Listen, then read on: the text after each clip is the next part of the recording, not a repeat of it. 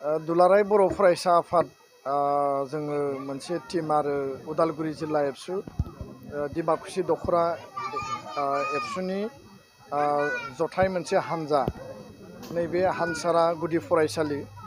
बेयो बड medium हानसारा LP school एसामिस medium आरो बर' मिडियाम बे थावनियाव जों दिनै आथिखालनि जि मोनसे फरायसालिनि आरो फोरोंनायनि आरो गासै बिथिंखौ बुजिनानै लानो थाखाय बा नायबिजिरनो थाखाय जोङो बेयाव दावबायफैदों बा भिजिट खालामदों आरो हानसारा एलपि स्कुलाव फैनानै बेयाव थाखो 5 थाखो 4 थाखो 3 थाखो 2 आरो थाखो 1 आरो बिथराइनि बड मिडियाम एसामिस आरो बर' मिडियामनि फरायसा फरायसुलिफोरजों जों एसे बेयाव सावरायबाय आरो फैनानै मिथिफैबाय जे बेयाव असमिया बिजोङा अलरेडि प्रभिन्सियेलाइज नाथाय नाम्बार अफ स्टुडेन्टआ गोबां खम आरो बर' मिडियामा मिडियाम इन्ट्रडिउस जादोंमोन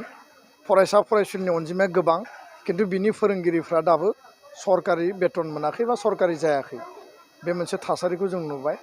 फरायसा फरायसुलिनि जिखिनि पारफरमेन्स बिथांमोना फरायनो हानाय लिरनो हानाय आरो सानखान्थिनि जि मोनसे दाजाब दानख' बा सानजाबनाय केलकुलेसन बेखौ जों एसे टेस्ट खालामबाय आरो बेयाव जोङो एभारेज खोब बांद्राय एडभान्सबो नङा आरो गाहायद्रायबो नङा माखासे स्टुडेन्टसा एसे एडभान्सआव दङ बिथांमोना मोजाङैनो नांगौ बायदि गावबा गावनि फराखौ सोलोंनानै लानो हादों आरो माखासेया एसे स्ल' लार्नार हिसाबै जों नुनो मोन्दों दा बेखायनो जों बिथांमोनजों एसे सावरायबाय एसे टेस्ट खालामबाय फरायहोबाय इंराजि सानखान्थि आरो लोगोसे जोंहा माने एनभायरमेन्टेल साइन्स जि आबहावा बिगियान आरो बिथराइ जों बेयाव फरायहोबाय आं सानो जे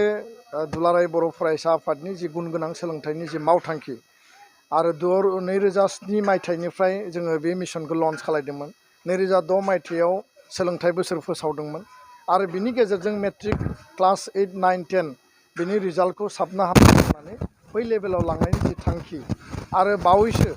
नैबे बोसोरावनो जोङो आंनि बिमा राव आंनि सोलोंथाइ माइ मादार टां माइ एजुकेसन आरो बिमा रावनि सोलोंथाइजों गुन गोनां सोलोंथाइ लानो हायो जेरावखि गुदि फरायसालि थाया मानो जोंनि गोरिब गुन्द्रा आइ आफानि गथ' गथायफ्रा मोजां सोलोंथाइ गुन गोनां सोलोंथाइ मोननांगौ आरो फोरोंगिरिफ्राबो बिथांमोननो मोजां सोलोंथाइ होनायाव जोथोन लानांगौ गार्जेन एसएमडिसिआ जोथोन लानांगौ बेखौनो जोङो एसएमडिसिनि आफादगिरिजोंबो सावरायबाय फोरोंगिरि बिथांमोनजों जों सावरायबाय आरो बे फरायसालिया बर्तमान मोजां अबस्थायावनो सोलिगासिनो दङ नाथाय माखासे बिथिंखौ जोथोन लाबावनांगौ दङ होननानै आं सानो फरायसा फरायसुलिखौ एसे माइनरलि 1-to-1 बिथांमोना फोरोंनानै बोरै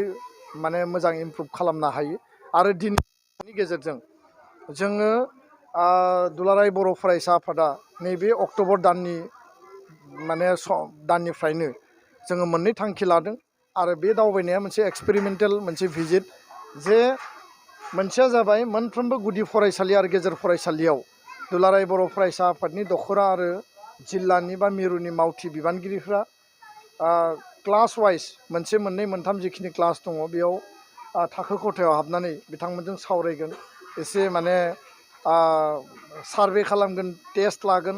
आरो बिनि गेजेरजों इमप्रुभमेन्टनि जि क्वालिटि बेखौ बेसेबां गोनां जायो बेखौ जोङो मोनसे एसेसमेन्ट खालामगोन गुबुन मोनसेया जाबाय मोनफ्रोमबो गामियाव बर' गामियाव समाजारि आरो सोलोंथायारि मोननै बिथिंखौ बिथा खालामनानै जोङो माने भिलेज एवारनेस मेल लानायनि थाखाय जोङो गोख्रैनो जोङो हाबा मावगोन जिहेथु गुन गोनां सोलोंथाइनिनो बे मोनसे माने आयदा आरो बेखायनो समाजारि सांग्रांथि आरो सोलोंथाइनि सायाव गामियारि लेभेलाव सावरायनाय आरो सांग्रांथि लाबोनाय बे जोंनि one of the major agenda आरो जेसेबां फरायसालि दङ भेन्सार स्कुल सरकारि स्कुल एलपि एमइ बिसोरखौ नायगिदिंजोबनानै जोंनि दख'रानि जिल्लानि मिरुनि बिबानगिरिफ्रा मोनसे मोननै क्लास खालामनायनि गेजेरजों गोबां स्कुलाव जिहेतु जोङो भलन्टारि टिचार होनानै दोनदों जेराव सिंगोल टिचार जिर' टिचार आरो बेखौबो जोङो मजबुत खालामसिननो हायो नामा सरकारनिसिम जि दाबि बेथ' थाखाबाय सरकारा गोख्रैनो सिंगोल टिचार जिर' टिचार टेट एपइन्टमेन्ट होनांगौ बिटिआरआव आसामाव बे दाबिया जोंहा दङ आरो बेखौ गोख्रै खालामनो थाखाय जों खावलायबावबाय दिनै नाथाय जोंनिफ्राय थारैनो बे हानसारा गुदि फरायसालि आरो बेबायदिनो गोबां गुदि फरायसालि दङ फरायसा फरायसुलिनि बिबाङा गोबां नाम्बारसा खिन्थु बेयाव रिक्वायर्ड नाम्बार अफ माने टिचार्स माने जि पिउपिल टिचार माने जि रेसिय' पिटिआर बेयो गोबां जायगायाव इमबेलेन्स जानानै दङ माखासेयाव नांनायनि गोबां टिचार दङ माखासेयाव नांगौ बायदि टिचार गैया स्टुडेन्टनि नाम्बारा बारा टिचारा खम आरो गोबाङाव टिचारनि नाम्बारा बारा स्टुडेन्टनि नाम्बारा खम दा बेखौ रेसनेलाइजेसन खालामनो थाखाय जों सरकारखौ दाबि होदों नाथाय रेसनेलाइजेसन खालामजोबब्लाबो बियो कमप्लिट जानाय नङा खारन गोबां जायगायाव टिचार रेसनेलाइजेसन खालामबाबो बे मिट जाया बेखायनो टेट टिचार बिटिआरआव 5-6 हाजार जि टेट क्वालिफाइड दङ बिथांमोनखौ एपइन्टमेन्ट होनांगौ मानगोनां बिटिआरनि चिफ बिथाङाबो गोख्रैनो बेनि सायाव हाबा मावगोन होननानै खोथा होदों आरो बिथाङा खोथा होनाय बायदि जाहाथे गोख्रैनो थिसननायनि खामानिखौ मावो आरो आनएमप्लयमेन्ट सेक्टराबो जाहाथे जोबो फारसेथिं जोंनो मोजां गुड क्वालिटि टिचार जाहाथे जों मोननानै क्वालिटि इडुकेसन एनहेन्समेन्ट खालामनायाव बा गुन गोनां सोलोंथाइखौ जौगाहोनायाव जाहाथे बे मदद जायो बेखौनो जोङो दिनै खावलायदों आरो दाबि दैखांदों गोजोन्थों